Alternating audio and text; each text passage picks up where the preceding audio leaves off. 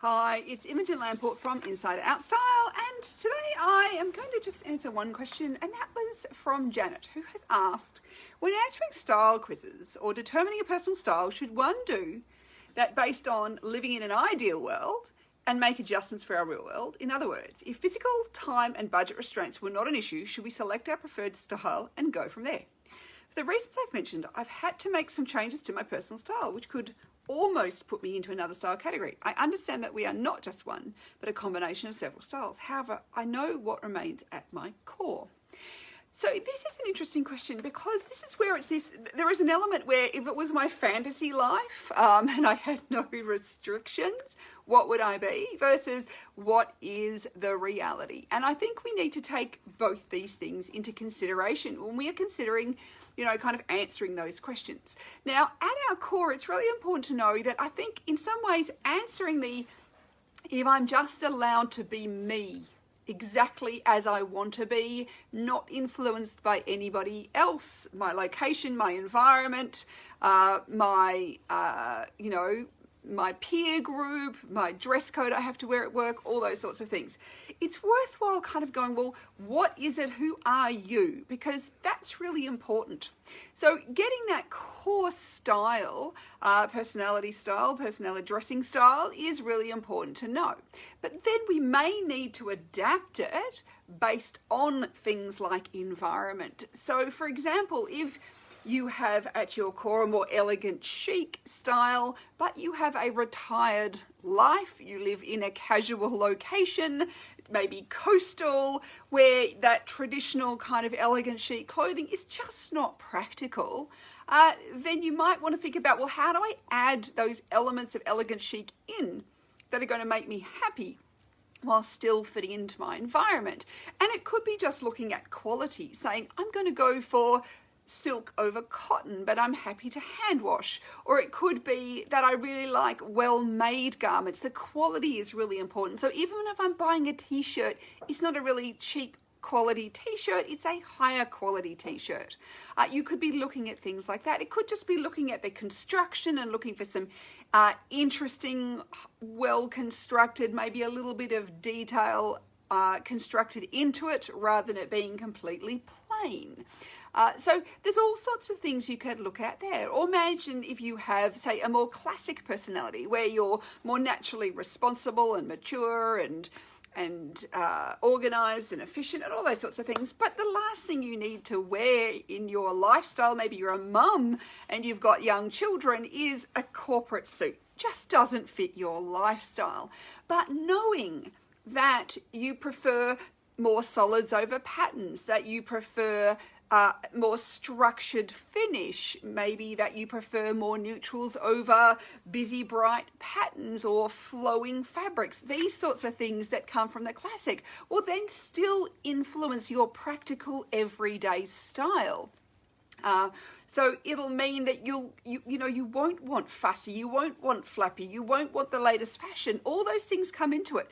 So I think there's always looking at who you are as a person. And this is why the personality style things relate to personality traits, and they remain fairly constant in a way, but it's how you take the different elements of that personality style and then weave them into your style is what makes it work for you in your lifestyle and practicality. So even though you may look at something like elegant chic and it's generally a more expensive sort of style because we are looking at, silk and cashmere and other more expensive fabrics, doesn't mean you can't do it with some polyester or with some cotton, or just looking at other elements of that style and making sure those are within your personal style. So I think it's something that's interesting to think about and absolutely very important, because this is where lifestyle, location, physical needs that, foot operations, things like that, which mean that maybe I can't wear the heels that I love to wear because my feet don't handle it anymore. All those sorts of things are going to also impact on my style. So it's always about marrying up all the different elements into something that works for you. So there you go. It's something to think about. It's something that if you are wondering, how do I answer those questions? So it is always thinking about, well, if I could ultimately wear what it is that I love, and what express my personality, who am I at my core, that's really important. We can't just put that away, because if we ignore it, and I've had clients who've talked about this where they've got a very casual lifestyle, they've got physical needs which require them to wear very practical clothes, and when they've ignored that elegant chic part of them, they've been really dissatisfied with their wardrobe, and they've realized, well, I need the quality, I need a bit of flow, I need some of those elements of elegant chic. It just may not be the less practical ones that don't work with lifestyle. So there you go. That is something to think about. And even if you've got, this like practical lifestyle, but maybe you love, you've got a dramatic, well, do I bring it in color or a bit of pattern? If I've got a very feminine, but I need practicality, can I add it in a small detail here and there? It doesn't have to be impractical. Any style can become practical and more casual. It's how you take those elements and incorporate them into your style that will make that dressing style work for you. I always remember I had a client and she did not like the classic sort of style, but that was what was expected in her corporate law office, and she was a lawyer, that sort of job. She much preferred much more feminine. Feminine was the base of her style. And she said, I never feel good in suits. I feel really uncomfortable. I'm almost wondering if I should change jobs because I just don't feel like I can wear those kind of classic corporate straight up and down suits.